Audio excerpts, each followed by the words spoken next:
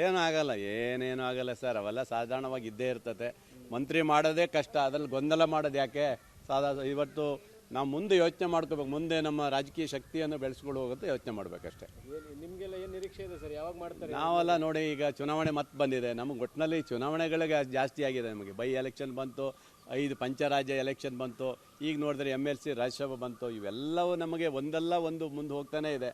ಅದರಿಂದ ಸಮಸ್ಯೆ ಆಗಿದೆ ಬಿಟ್ಟರೆ ಬೇರೆ ಏನಿಲ್ಲ. ಬಹುಶಃ 20ರ ನಂತರ ಮಾಡ್ಬೋದು ಅನಿಸ್ತದೆ. ಮತ್ತೆ ನೀವೇನು ಡೆಲ್ಲಿಗೆ ಒತ್ತಾಯ ಮಾಡೋ ಪರಿಸ್ಥಿತಿ ಈಗ ಸದ್ಯಕ್ಕೆ ಯಾವುದು ನಾವು ಡೆಲ್ಲಿಗಿಲ್ಲಿ ಹೋಗಲ್ಲ. ನಮ್ಮ ರಾಜ್ಯದ ಮುಖ್ಯಮಂತ್ರಿಗಳಾಗಿ DK ಶಿವಕುಮಾರ್ ಸಾಹೇಬರು ಇವತ್ತು ಅಧಿಕಾರವನ್ನು ತೆಗೆದುಕೊಂಡಿದ್ದಾರೆ.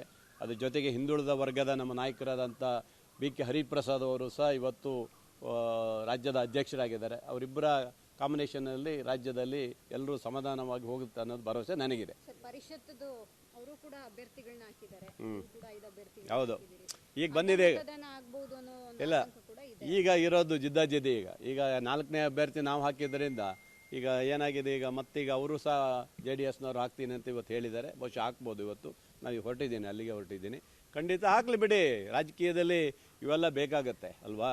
ರಾಜಕೀಯ ಮಾಡೋದಂದರೆ ಇದೇನೇ ಇರುತ್ತೆ. ನೋಡೋಣ, ನಮಗೂ ಸಹ ಇವತ್ತು ನಂಬಿಕೆ ಇದೆ, ವಿಶ್ವಾಸ ಇದೆ. ಖಂಡಿತ ನಾವು ಗೆಲ್ತೀವಿ ಅನ್ನೋ ಭರವಸೆ ಇದೆ. ಅವ್ರಿಗೂ ವಿಶ್ವಾಸ ಇದೆ. ನಿಮ್ಮಲ್ಲಿ ಎಲ್ಲ ಅಸಮಾಧಾನ ರೀತಿದ್ದಾರೆ, ಸಚಿವ ಸ್ಥಾನ ಸಿಕ್ಕಿಲ್ಲ, ಯಾರೋ ನಮ್ಮ ಕಡೆಗೆ ಹಾಕ್ಬೋದು ಅಂತ ಅವ್ರಿಗೂ ವಿಶ್ವಾಸ ಇದೆ. ನೋಡೋಣ, ಕಾದು ನೋಡೋಣ. ನಮ್ಮಲ್ಲಿ ಭರವಸೆ ಇದೆ, ಆ ಥರ ಯಾರು ಹೋಗುವಂಥ ಪ್ರಶ್ನೆ ಇಲ್ಲ. ಈ ಮಂತ್ರಿ ಸ್ಥಾನ ಸಿಗುವಂಥವ್ರಿಗೆ ಇನ್ನು ಮುಂದೆ ಚಾನ್ಸಸ್ ಇದೆ, ಆವಾಗ ಅಡ್ಜಸ್ಟ್ ಆಗ್ತದೆ. ಅಲ್ಲಿವರೆಗೆ ಯಾವುದೇ ಆ ಥರ ವಾತಾವರಣ ಬರಲಿಕ್ಕೆ ಸಾಧ್ಯ ಇಲ್ಲ ಅಂತ ನಮ್ಮ ಪಕ್ಷ